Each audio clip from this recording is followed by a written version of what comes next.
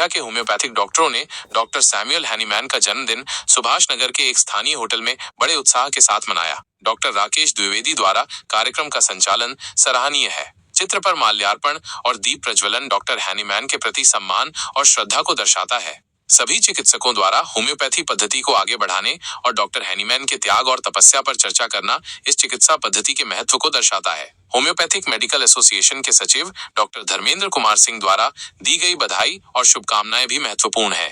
उनकी मांग की किराए की बिल्डिंग में चल रहे सरकारी होम्योपैथिक अस्पतालों को सरकारी भवनों में स्थानांतरित किया जाए एक व्यावहारिक सुझाव है। 100 रुपए के मामूली खर्च में यदि ऐसा हो जाता है तो निश्चित रूप से होम्योपैथी की स्थिति में सुधार आएगा। एक होम्योपैथिक अस्पताल के लिए आवश्यक सीमित संसाधनों, एक डॉक्टर, एक फार्मासिस्ट, एक वार्ड बॉय को देखते हुए ये सरकार के लिए अपनी 100 नागरिक पर एक डॉक्टर की दूरदर्शी सोच को कम बजट में साकार करने में सहायक हो सकता है।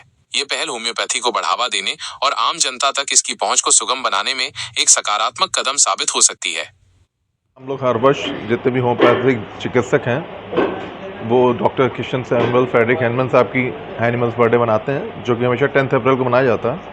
इस बार थोड़ा सा विलम्ब हो गया, हम लोग 16 तारीख को मना रहे हैं। इसमें जितने भी चिकित्सक आते हैं और आज सबसे पहले हमारे जो फाउंडर हैं डॉक्टर सैमुअल हैनीमैन साहब के जो उनका पूरा शुरुआत से लेकर उनके जन्म से लेकर तक उन्होंने जो भी योगदान दिया हमारी होम्योपैथिक में, उसकी विस्तार चर्चा हुई उसके ऊपर। उसके बाद सभी डॉक्टर चिकित्सकों ने अपना अपना जो उनकी क्लिनिकल प्रैक्टिस है, जिससे उन्होंने अपना एक्सपीरियंस है, उसको शेयर किया और यही चर्चा यहाँ पे हुई है। सरकार जागरूक तो है लेकिन उस स्तर पे जागरूक नहीं है जिस स्तर पे उसको होना चाहिए।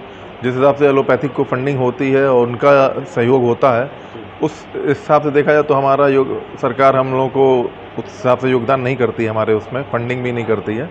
अगर इस तरह से फंडिंग प्राप्त हो, हम लोग को फंड मिले तो हम लोग की चिकित्सा पद्धति और बहुत अच्छा योगदान कर सकती है और बिना किसी कॉम्प्लिकेशन के, बिना किसी साइड इफ़ेक्ट के हमारी पैथी काम करती है और लोग दिन प्रतिदिन जुड़ते जा रहे हैं इस पैथी से और इसका प्रचार और प्रसार होता जा रहा है। अगर इसमें सरकार अपना योगदान करे तो ये और भी विस्तार इसका हो सकता है।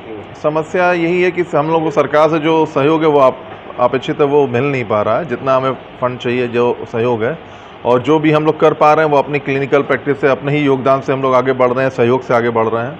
आगे हमारे 17-18 डिस्पेंसरियाँ हैं इस केवल। हम चाहते हैं कि इसको और हर ब्लॉक स्तर पे इसको बढ़ाया जाए।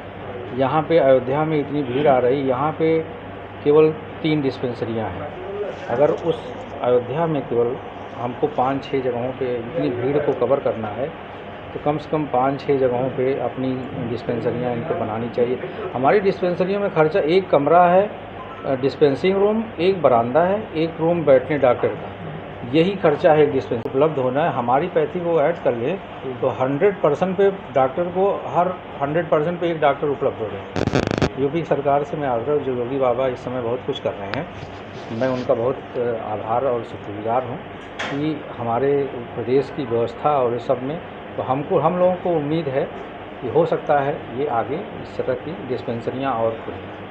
ये कार्यक्रम था, हम लोग प्रचार प्रसार के लिए सारे लोग, सारे डॉक्टर्स, होम्योपैथिक डॉक्टर्स इकट्ठा हुए यहाँ पे और उनके जीवन का जो योगदान था होम्योपैथी में उस पर चर्चाएँ हुई और हम लोग खुद चर्चा की हम लोग किस तरह विकास करें होम्योपैथी का, इसी सब बातों की। मैं इनको हम लोग श्रद्धा सुमन अर्पित किया, उनका नमन किया और उनके दिखाए गए पद चिन्हों पर चढ़ने का शपथ विचार।